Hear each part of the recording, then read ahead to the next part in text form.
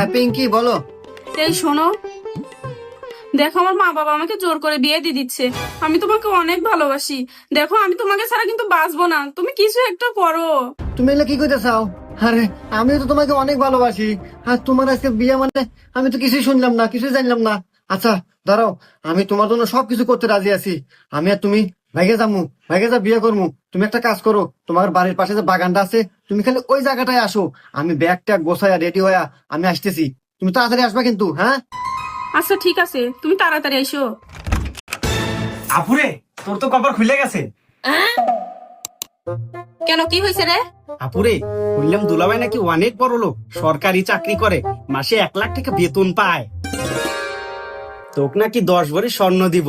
আবার শুনলাম বিয়ের পরে হানিমুনে নিয়ে যাবো, তাও আবার সুইজারল্যান্ড।